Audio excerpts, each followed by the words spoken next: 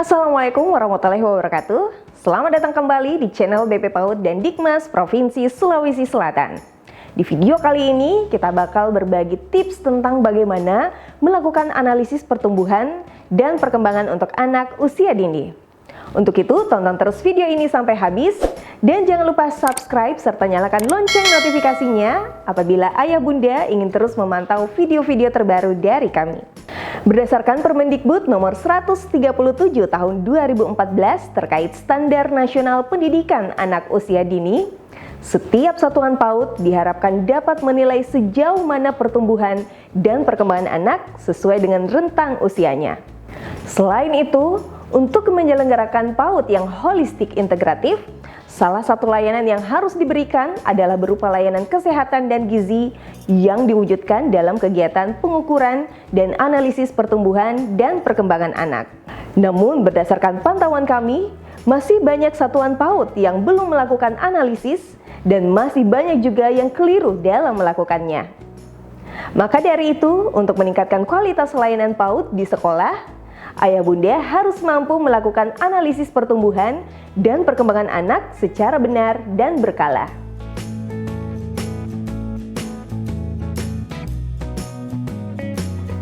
Pertumbuhan yang dimaksud adalah pertumbuhan berat dan tinggi badan serta lingkar kepala anak yang mencerminkan status kesehatan dan gizi. Sedangkan untuk perkembangan anak yang dimaksud adalah peningkatan perilaku atau kemampuan anak dari 6 aspek perkembangan anak yang saling terintegrasi.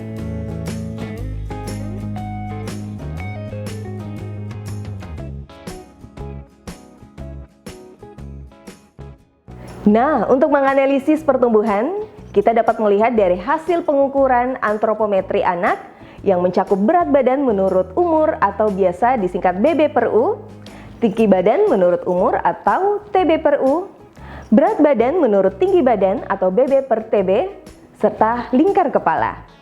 Untuk mengukurnya, kita dapat menggunakan dua cara, yaitu dengan menggunakan tabel atau juga dengan menggunakan grafik. Nanti akan kami share bagaimana melakukan analisis dengan menggunakan kedua metode tersebut.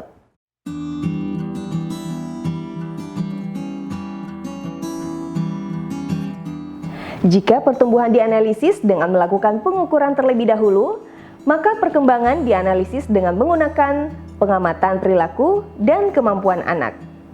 Hasil pengamatan tersebut dapat kita tuangkan ke dalam instrumen penilaian perkembangan, baik berupa kartu DDTK, Deteksi Dini Tumbuh Kembang Anak, atau KPSP, Kuesioner Pra-Screening Perkembangan. Langkah pertama dalam melakukan analisis pertumbuhan adalah ayah bunda harus melakukan pengukuran berat badan, tinggi badan, lingkar kepala setiap bulannya. Tentunya ayah bunda harus menyiapkan alat-alatnya terlebih dahulu, seperti misalnya mikrotois untuk mengukur tinggi badan, timbangan atau dacin untuk mengukur berat badan, serta dapat menggunakan meteran atau waist ruler untuk mengukur lingkar kepala. Setelah kita mendapatkan data hasil pengukuran berat badan, tinggi badan, dan lingkar kepala dari setiap anak, langkah selanjutnya adalah ayah bunda tentukan dulu indeks antropometri apa yang akan kita analisis. Indeks antropometri yang dimaksud adalah berat badan menurut umur atau BB/U, tinggi badan menurut umur atau TB/U, berat badan menurut tinggi badan atau BB/TB, serta lingkar kepala. Lalu ayah bunda tinggal memasukkan angkanya ke dalam tabel atau grafik sesuai dengan indeks, jenis kelamin, dan umurnya, serta mencatat nilai Z-score atau ambang batasnya.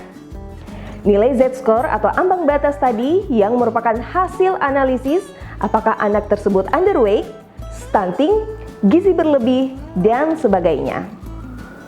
Sebagai contoh, berikut adalah data hasil pengukuran dua orang siswa bernama Munir dan Aisyah. Munir sekarang berusia 50 bulan, sedangkan Aisyah lebih muda 2 bulan, yaitu 48 bulan. Berat badan Munir 12,8 kg, sedangkan Aisyah 13 kg. Berdasarkan indeks berat badan menurut umur atau BB/U, nilai Z-skor Munir berada pada -2 SD. Sedangkan Aisyah berada pada -1 SD, yang jika kita lihat pada tabel ambang batas atau tabel Z-skor, Munir termasuk pada kategori berat badan kurang atau underweight, sedangkan Aisyah berada pada kategori berat badan normal. Kemudian berdasarkan hasil pengukuran tinggi badan, diperoleh tinggi badan Munir sekitar 105 cm dan tinggi badan Aisyah sekitar 90 cm. Jika tadi menggunakan tabel, sekarang kita coba menggunakan grafik sebagai alat untuk menganalisis indeks tinggi badan menurut umur. Setelah melihat grafik, tinggi badan Munir tergolong normal, sedangkan Aisyah mengalami stunting atau pendek. Penting untuk ayah bunda pahami, grafik pada Munir tadi berwarna biru, sedangkan grafik pada Aisyah berwarna pink. Hal ini menandakan grafik keduanya berbeda, begitupun dengan tabel antropometri. Untuk itu, pastikan ayah bunda dalam melakukan analisis pertumbuhan berada pada tabel atau grafik yang tepat. Karena setiap indeks, setiap jenis kelamin, bahkan dalam beberapa rentang usia, memiliki tabel dan grafiknya sendiri. Untuk lingkar kepala, metodenya hampir sama, hanya melihat pada grafik apakah lingkar kepalanya berada pada zona hijau atau tidak. Dan sekali lagi, pastikan ayah bunda berada pada grafik yang tepat. Selanjutnya, kita akan membahas bagaimana proses untuk melakukan analisis perkembangan. Instrumen atau alat yang digunakan dalam menganalisis perkembangan anak dapat dilakukan menggunakan formulir KPSP menurut umur yang berisi 9-10 pertanyaan tentang kemampuan perkembangan yang telah dicapai anak. Selanjutnya, kita akan membahas bagaimana proses untuk melakukan analisis perkembangan.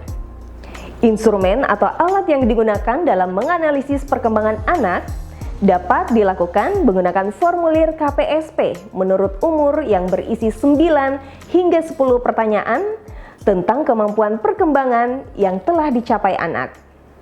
Formulir ini juga bervariasi tergantung tingkat usia anak. Untuk itu, pastikan ayah bunda memilih kuesioner yang sesuai dengan tingkat usia anak. Berikut adalah salah satu contoh KPSP pada anak umur 36 bulan atau sekitar 3 tahun. KPSP ini berisi stimulasi untuk melihat perkembangan anak terkait gerak halus, bicara, bahasa, gerak kasar, serta sosialisasi dan kemandirian. Ayah bunda tinggal mengikuti instruksi yang ada pada kuesioner tersebut dengan melemparkan pertanyaan dan melakukan stimulasi terhadap anak. Amati dan centang jawaban ya bila ibu atau pengasuh menjawab anak bisa atau pernah atau sering melakukannya. Dan centang jawaban tidak bila ibu atau pengasuh menjawab belum atau tidak pernah melakukannya.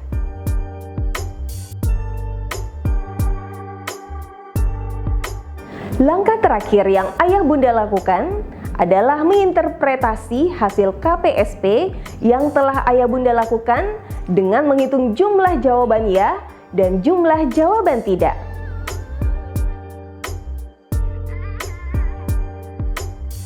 Jika terdapat jumlah jawaban ya sebanyak 9-10, maka perkembangan anak sesuai dengan tahapan perkembangan. Jumlah jawaban ya 7 atau 8 menandakan perkembangan anak meragukan. Jumlah jawaban ya 6 atau kurang, maka kemungkinan ada penyimpangan dalam perkembangannya. Oke ayah bunda, tadi sudah kami jelaskan bagaimana melakukan analisis pertumbuhan dan perkembangan anak, di mana analisis pertumbuhan dilakukan dengan melakukan analisis hasil pengukuran antropometri, sedangkan analisis perkembangan anak ialah dengan menggunakan formulir KPSP. Sekali lagi kami ingatkan bahwa dalam menganalisis pertumbuhan dan perkembangan, wajib hukumnya ayah bunda menggunakan instrumen yang tepat agar hasil pengukurannya valid. Oh iya, semua instrumen tadi akan kami bagikan di kolom deskripsi.